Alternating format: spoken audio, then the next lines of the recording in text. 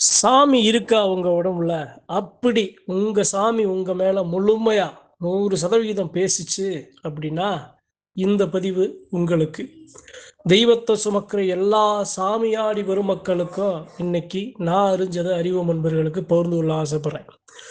அதாவது சாமி வந்துச்சு அப்படின்னா, சாமிய கோமாளியா மாத்திரக்கூடாது. என் மேல வர்ற சாமிய, சாமி ஆடுற என்னைய கோமாளியா மாத்திரக்கூடாதுல்ல.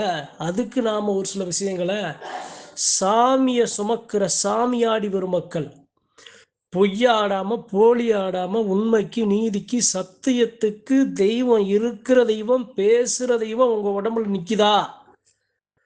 நீங்க எப்படி இருக்கணும்? எது மாதிரியான விஷயங்கள கவனத்துல கொள்ளணும் அப்படிங்கிறத இன்னைக்கு நான் அறிஞ்சத உணர்வு பூர்வமாக வாழ்க்கையில நடந்த யதார்த்தத்தை பகிர்ந்து கொள்ள ஆசைப்படுறேன். சரிங்க. என்ன? இப்ப என் மேல சாமி வருதுன்னு வைங்களேன், இந்த சனம் நம்பிருமா? உடனே ஏத்துக்கிருமா? எவ்வளவு காலமாகும்? சரி, அப்படி உடனே வந்த மக்களை எல்லா சனமும் எவ்வளவு காலம் எத்தனை இடத்துல ஏத்துக்கிட்டு இருக்காங்க? சாமி வந்துருச்சப்பா, ஐயோ நம்ம சாமி வந்துருச்சு, அப்படியே போய் அவங்க அந்த சாமியா ஏத்துக்கிட்டு அவங்க காலடியில விழுந்து ஆச்சார விபூதி வாங்கியிருக்காங்களா? சரி, ஏன் ஏத்துக்கல? உங்களை புதுசாகவோ அல்லது உங்க மேல ஏற்கனவே ஒரு தெய்வம் உங்களை நிறகூட்டா நிக்குது அப்படிங்கிற பட்சத்துல உங்களுடைய உடலையும் உங்களுடைய உருவத்தையும் உங்களுடைய எண்ணங்களையும் சிந்தனைகளையும் செயல்களையும் கேலி கூத்தாக்க இந்த உலகம் முயற்சி செய்யும். அதுல இருந்து நீங்க உங்களை பாதுகாக்கணும். அதான் முதல் விஷயம். என் மேல சாமி வந்திருக்கு அப்படிங்கிற ஆணவம் எனக்கு இருக்கக்கூடாது, அதிகாரமும் இருக்கக்கூடாது, அகம்பாவமும் இருக்கக்கூடாது. என் மேல சாமி வந்துருச்சு அப்படின்னு நான் எல்லாத்துக்கும் என் எண்ணம் போன போக்கில் நான் எந்த ஒரு செயலையும் செய்யவும் கூடாது, சொல்லவும் கூடாது. அப்போ நான் என்ன பண்ணணும்? எனக்குள்ள இருக்கிற அந்த அணையா விளக்கு இருக்குல்ல, அந்த விளக்கை கலங்கப்படுத்தாம நான் பார்த்துக்கணும். இப்போ பெரும்பாலான இடங்கள்ல என்ன நடக்கும் அப்படின்னா, ஒருத்தர் மேல உண்மையான சாமி வருதுன்னு வைங்க. அந்த உண்மையான சாமி வரும்போது வந்துருச்சு, வந்து சபையில ஏறி ஆடும்போது அந்த சாமியாடி கடைப்பிடிக்க வேண்டிய அந்த நிலை சரியாக கடைப்பிடிக்காதனால அவர் மேல அந்த சாமிக்கு அவருக்கும் அந்த இடத்துல குறைச்சு மதிப்பிட்டுருவாங்க. அவங்க சொல்லுக்கு அவங்களுடைய செயலுக்கு முன்னுரிமை அங்கு கிடைக்கப்படாது. அதுக்கு காரணம் என்னவா இருக்கும்னா, அந்த சாமியை சுமந்த சாமியாடியா இருந்துருவார். அப்ப நாம எப்படி இருக்கணும்? என் மேல ஒரு சாமி வருது அப்படின்னா நான் எப்படி இருக்கணும் அப்படின்னா, என்னுடைய சொல்லு உண்மைக்கும் நீதிக்கும் நேர்மைக்கும் சத்தியத்துக்கும் தான் என் சொல்லு அந்த இடத்துல விழுகணுமே தவிர வேற எதுக்கு நான் அடிபணியவே கூடாது. இப்ப எங்க அடிபணிவோம் அப்படின்னா, இதுலலாம் சரியா இருப்போம், இதுலலாம் சரியா இருந்துருவாங்க. இது மாதிரியான விஷயங்கள்ல சாமியாடி பெருமக்கள் சரியா இருந்துருவாங்க. ஆனா அந்த உறவுகளுக்குள்ள சிக்கி அதுல கோட்டை விட்டுருவாங்க. என்னுடைய ரொம்ப நெருங்கின என்னுடைய பங்காளி, என்னுடைய உறவினர், என்னுடைய மாமன் மைத்துனர், என்னுடைய தாய், என்னுடைய தந்தை, என்னுடைய மனைவி, என்னுடைய பிள்ளை அப்படிங்கிற வரும்போது அந்த இடத்துல அந்த தெய்வ நிலையை நிற்காம அவர்களுக்கு இறங்கி அவர்களுக்கு சாதகமாக சத்தியமான நிலையை தவறி அந்த இடத்துல வழி மாறி திசை மாறி அவங்களுக்கு ஏதுவாக அவங்க பயணிச்சிருவாங்க. அதுதான் அந்த இடத்துல தவறு. அது செய்யக்கூடாது. சரி, வேற என்ன? முதல் விஷயம் என்ன அப்படின்னா, என்னை சுற்றி எனக்கு நெருக்கமான மக்களை நான் மனசுக்கு நெருக்கமாக என் மேல தெய்வ நிலையா நின்று எல்லாத்தையும் ஒரே மாதிரி பார்க்காம சரி சமமா பார்க்காம இவங்க நெருங்கினவங்க அப்படின்னு பார்த்து என்னை பற்றின தெய்வத்தை பற்றின ஒரு சில விஷயங்களை நான் சொல்றது. ஏன் சொல்லுவேன் அப்படின்னா, அவங்க எனக்கு இப்ப எனக்கு ரொம்ப ஒருத்தன் பிடிச்சவரியா ரொம்ப நெருக்கமான உறவு, அவருக்கு மேல சாமி வந்து நான் போய் துடியா அவர் பக்கத்துல நின்றுக்கிற மாட்டல, அவருக்கு செய்ய வேண்டிய சேவைகளை நான் செய்வேன் இல்லை. இப்போ என்னுடைய உடன் பிறப்புகள் இருக்காங்க, ரத்த சொந்தங்கள் இருக்காங்க. என்னுடைய தேவையை எனக்கு என்னை அவமதிக்கக்கூடாது, என் தேவையை நிறைவேற்றணும். அவங்க எனக்கு உதவியாக நிற்பாங்கல்ல. அப்போ நான் என்ன பண்ணுவேன்? அது மாதிரியான மக்கள் செய்கிற தவறை கூட பொறுத்து போயிடுவேன். அதுதான் அந்த இடத்துல நீங்கள் செய்கிற முதல் தவறு. சரி, இதெல்லாம் இருக்கட்டும். சரி, இது ஒன்று. இது மாதிரி அந்த சாமியாடி செய்கிற உடம்புல சாமியாடி செய்கிற தவறு. சரி, இது இல்லாமல் வேற என்ன? அப்படின்னா சாமி முழுசா வரணும், முழுமையா வரணும். உண்மையா முழுமையா உச்சந்தலையிலிருந்து உள்ளங்கால் வரைக்கும் சாமி தொடணும். தொட்டும் தொடாம பட்டும் படாம நான் சாமி ஆடிடக்கூடாது. நான் தாண்டா அப்படின்ற மாதிரி ஆயுதத்தை தூக்கி ஆடி நான் போய் ஏதோ அருள் பாதி மருள் பாதி கூட நிற்காம அந்த அருள் பாதி கூட வராம நான் பாட்டுக்கு ஏனோ தானோ நான் பாட்டுக்கு சாமி ஆடிட்டேன் அப்படின்னா அந்த இடத்துல எனக்கு மதிப்பு இல்லாமல் போயிடும். எனக்கு மதிப்பு இல்லை, என் சாமிக்கு மதிப்பு இல்லாமல் போயிடும். நான் ஆடி வந்து நின்னா அங்கமே அதறணும். மனுஷன் தவறு செஞ்சவன் ஈரக்கொலை இறுக்கி பிடிக்கணும், பக்கத்துல தவறு செஞ்சவன் ஓடி ஒளியணும். சொல்லு பேசுற சொல்லு வீசுற சொல்லு கவனமா எனக்கு எதிராக விழுகுனாதான் சாமிக்கு அடையாளம், சாமிக்கு அர்த்தம். அப்படி வந்தாதான் நீங்க சாமி ஆடுங்கலாம். ஆடவே விடாது, ஆடவே விடாது. கையை கட்டி காலை கட்டி வாயை கட்டி கப்பிச்சுப்பு நின்னுக்கிறேன். ஆடவே விடாது. எப்போது தன்னிலை மாறி முழுமையா அந்த சாமி உங்க மேல பரிபூரணமா நிக்குதோ அப்பதான் நீங்க சாமியை ஆடணும். ஆனா என்ன நடக்கும் அப்படின்னா விபூதியை போட்டுன்னு சாமி வந்துடும். ஒரு அம்மா வந்து விபூதியை போட்டுன்னு சாமி வந்துடும். ஒரு ஐயா வந்து விபூதியை போட்டுன்னு சாமி வந்துடும். வான்னு கூப்பிட்ட உடனே சாமி வந்துடும். அதனாலதான் ஒரு சில இடங்கள்ல மனிதனை தெய்வமாக ஏற்க மறுக்கிறார்கள். குல தெய்வத்தை ஆடி வருகிற அந்த சாமி ஆடியை சாமியாக ஏற்க மறுக்கிறார்கள். காரணம் இதுதான், மனுஷன் செய்கிற தவறுதான். அதாவது நான் ஆடலாங்க, நான் ஆடலாம், எனக்குள்ள ஆசை இருக்கும், என் சாமியை நான் ஆடணும் அப்படின்னு எனக்குள்ள எல்லா மக்களுக்கும் இருக்கிற ஆசை தான். ஆனா நான் பொய்யா ஆடக்கூடாதுல்ல, போலியா ஆடக்கூடாதுல்ல.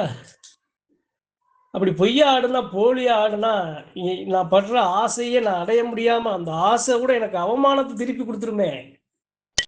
அப்ப உண்மையான சாமி வருது உங்களை தொடுது அப்படின்னா தான் நீங்க சாமி ஆடணுமே தவிர உங்களுடைய ஆசா வாசங்களுக்கு தெய்வங்களை நினைச்சு ஆடுறது மிகப்பெரிய மிகப்பெரிய தவறு. அதை செய்யவே கூடாது. சரி, வேற சொல்லுக்கு பயந்து, உறவுகளுக்கு பயந்து, எப்படி பணத்துக்கு பயந்து கோவிலுக்கே போகாம இருக்கிறது, சாமியை சுமந்துக்கிட்டு.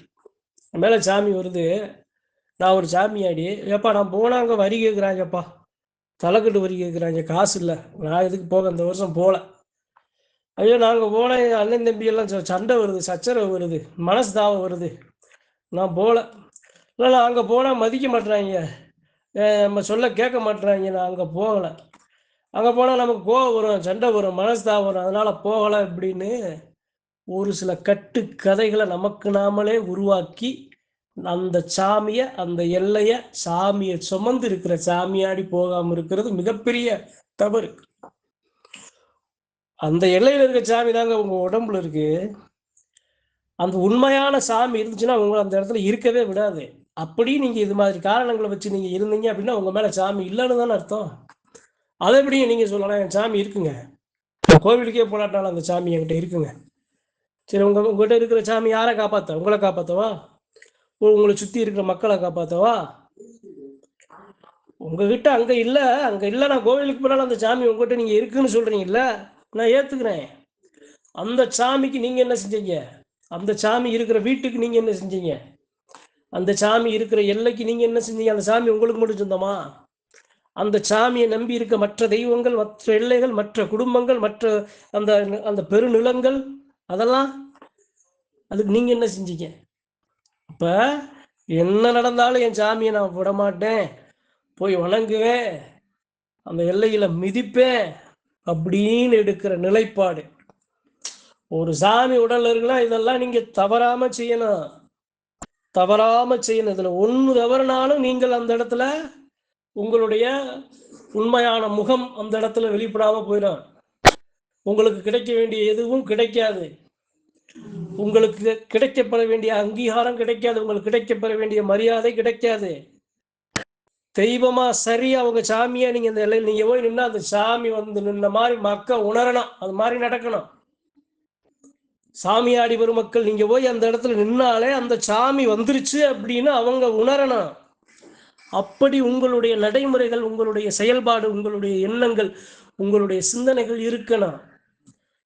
நீங்க எல்லாத்துக்கும் நினைக்கிற நல்ல எண்ணம் அது மாதிரி உங்களை நீங்க தயார்படுத்தணும், பலப்படுத்தணுங்க, பலப்படுத்தணும்.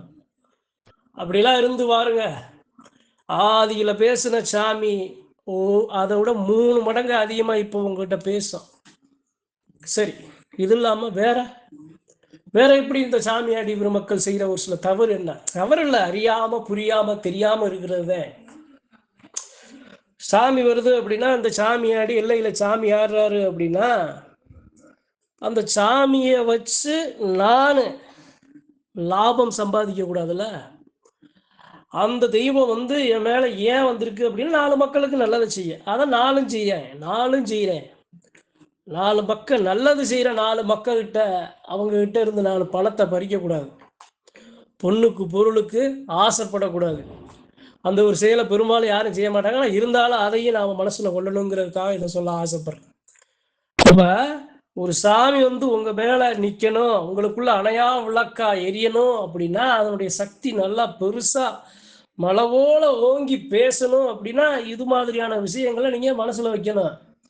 முதல் விஷயம், உங்களை நீங்கள் கேலி கூத்துக்கு ஆளாக்கிற கூடாது. உங்களை யாரும் தனியாக சாதாரணமாக உங்களை எடை போற்றக்கூடாது. உங்களை யாரும் குறைச்சு மதிப்பிற்ற கூடாது. நீங்க போனா உங்க மேல வர்ற சாமியை உணரணும். உங்களுடைய குணம் இந்த தெய்வத்தின் குணத்தை பிரதிபலிக்கணும். நீங்க செய்கிற செயல், சொல்லுற சொல், நீங்கள் வைக்கிற கோரிக்கைகள் தெய்வம் வைக்கிற கோரிக்கைகளாக இருக்கணும். கேட்கிறவங்க செவிக்கு அந்த அந்த நீங்க சொல்ற சொல் போய் சேரணும். செய்யற அடுத்த விஷயம், சாமி சொன்ன மாதிரி உங்க சொல்லு போய் சேரணும். அப்ப நீங்கள் உங்கள் ஞாபகம் வந்தாலே உங்க மேல வர்ற சாமி எல்லாருக்கும் ஞாபகம் வரணும். ஐயா அவரா, அவருனா அவர் அந்த சாமிய உங்க பேரை நினைச்ச உடனே அந்த சாமி உங்க மேல வர்ற சாமி ஞாபகம் வரணும். அதெல்லாம் அப்படியெல்லாம் இருக்கணும். அதுதான் சாமி அடி. அப்படி இருந்தா தான் உங்களுக்குள்ள இருக்க அந்த தெய்வம் அணையா விளக்கா எரியும், துடி கொண்டு பேசும். நீங்க சொல்ற வாக்கு சொல்லு பலிதமாகும். கொடுக்கிற ஆச்சார விகுதி எப்பேற்பட்ட நோயையும் எப்பேற்பட்ட தீயவனைகளையும் நீக்கி கொடுக்கும். எந்த ஒரு காலகட்டத்திலையும் சாமி உங்களை விட்டு விலகாது. சாமி இருக்கு, நாலு இருக்குங்கிற நம்பிக்கையை உங்க மூலியமா உங்களை சுத்தி இருக்க எல்லா மக்களுக்கும் கொடுக்கும். அப்ப உங்க உடம்புல சாமி இருந்தா நீங்க எப்படி இருக்கணும்? நெருப்பா இருக்கணுங்க. நெருப்பா, ரத்தினமா, வைரமா, வைதூரியமா, தங்க தாரகையா அப்படி இருக்கணுங்க. அப்படி இருக்கணும் சாமியாடி ஒரு மக்கள். அதாங்க உங்க மேல வர சாமிக்கு மரியாதை. அப்படி இந்த சாமி இருந்ததுனால தாங்க அதை எல்லாத்தையும் கையெடுத்து கும்பிடுறோம். அப்பேற்பட்ட அந்த தெய்வம் உங்களுக்குள்ள வருது அப்படின்னு நீங்கள் அப்படித்தானே இருக்கணும். அதுதான் இன்னைக்கு இந்த பதிவுல சாமியாடி ஒரு மக்களுக்கு பகிர்ந்து கொள்ள ஆசைப்படுறேன். நன்றி, வணக்கம். மற்றும் ஒரு பதிவில் சந்திப்போம்.